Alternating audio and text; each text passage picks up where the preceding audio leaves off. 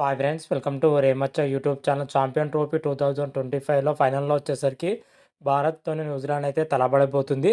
ఇప్పటి వరకు వీళ్ళు ఐసీసీ టోర్నమెంట్లో ఎన్నిసార్లు తలపడడం జరిగింది, ఎవరు పైచేయి సాధించారు, అదేవిధంగా నాకౌట్ మ్యాచ్లో ఎవరు పైచేయి ఉంది ఇప్పటి వరకు మాత్రమైతే. వీటన్నిటి గురించి పూర్తి డీటెయిల్ తెలుసుకునే ముందు మా ఛానల్ అయితే సబ్స్క్రైబ్ చేసుకోండి, పక్కన ఉన్న బెల్ ఐకాన్ మాత్రమైతే క్లిక్ చేసి పెట్టుకోండి. ఫర్దర్గా మేము వీడియోలు అప్లోడ్ చేసినా మీకు నోటిఫికేషన్ వస్తుంది. ఛాంపియన్ ట్రోఫీ 2025లో వచ్చేసరికి ఓన్లీ ఫైనల్ మ్యాచే మిగిలిందని చెప్పుకోవచ్చు. ఫైనల్ మ్యాచ్లో వచ్చేసరికి భారత్తోనైతే న్యూజిలాండ్ అయితే తలబడుతుంది. మ్యాచ్ వచ్చేసరికి దుబాయ్ వేదిక అయితే ఆదివారం మధ్యాహ్నం 2:30 ఈ మ్యాచ్ అయితే జరగబోతుంది. అయితే మ్యాచ్లో వచ్చేసరికి హాట్ ఫేవరెట్గా ఇరు జట్లు అయితే బరిలో దిగుతున్నాయని కూడా చెప్పుకోవచ్చు. అయితే ఎవరు గెలిస్తే వాళ్ళు మాత్రమైతే ఛాంపియన్ ట్రోఫీ 2025 విశ్వ విజేతగా అయితే నిలిచే అవకాశం అయితే కనిపిస్తున్నాయి.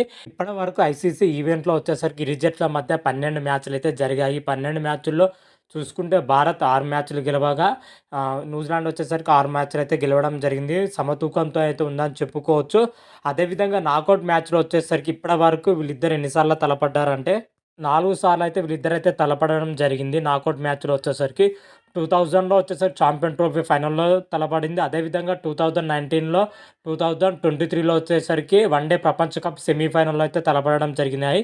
అదేవిధంగా 2021లో వరల్డ్ టెస్ట్ ఛాంపియన్షిప్లో తలపడడం జరిగింది. ఓవరాల్గా 4 సార్లు చూసుకుంటే న్యూజిలాండ్ అయితే 3 సార్లు అయితే గెలవడం జరిగింది. 2023 ఓడిఐ వరల్డ్ కప్లో మన టీమిండియా న్యూజిలాండ్ పైన అద్భుతమైన విజయం సాధించింది సెమీఫైనల్లో. ఇది ఒక్కసారి అయితే గెలిచిందని చెప్పుకోవచ్చు. 2000లో అదేవిధంగా 2019లో 2021లో వచ్చేసరికి 3 సార్లు మన టీమిండియా పైన అయితే గెలవడం జరిగింది. ఓవరాల్గా ఫైనల్ మ్యాచ్లో చూసుకుంటే 2 సార్లు ఈ జట్ల మధ్య ఫైనల్ మ్యాచ్ అయితే జరిగిందని చెప్పుకోవచ్చు.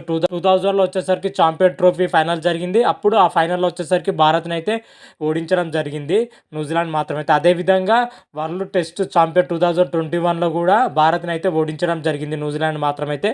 2 సార్ల ఫైనల్ మ్యాచ్లో అయితే టీమిండియాని అయితే ఓడించడం జరిగింది. మూడోసారి ఇప్పుడు ఛాంపియన్ ట్రోఫీ 2025లో మూడోసారి అయితే తలబడుతున్నారు. వరుసగా గెలిచి హ్యాట్రిక్ సృష్టిస్తుందా న్యూజిలాండ్, లేదా టీమిండియా ప్రతీకారం తీర్చుకుంటుందా అని అయితే చూడాలి. ఓవరాల్గా ఐసీసీ ఈవెంట్లో చూసుకుంటే మాత్రమైతే న్యూజిలాండే పైచేయి సాధిస్తుందని చెప్పుకోవచ్చు. గత రికార్డులు మాత్రమైతే ఈ విధంగానే ఉన్నాయి.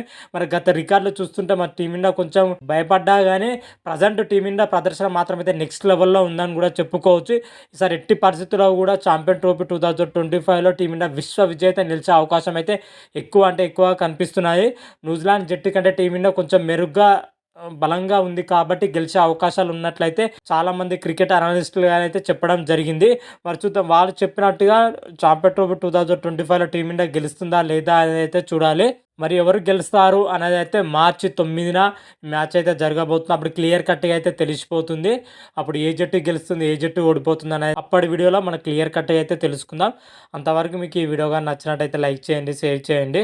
మరిన్ని వీడియోల కోసం అయితే మా ఛానల్ అయితే సబ్స్క్రైబ్ చేసుకోండి, పక్కన ఉన్న బెల్ ఐకాన్ మాత్రం అయితే క్లిక్ చేసి పెట్టుకోండి.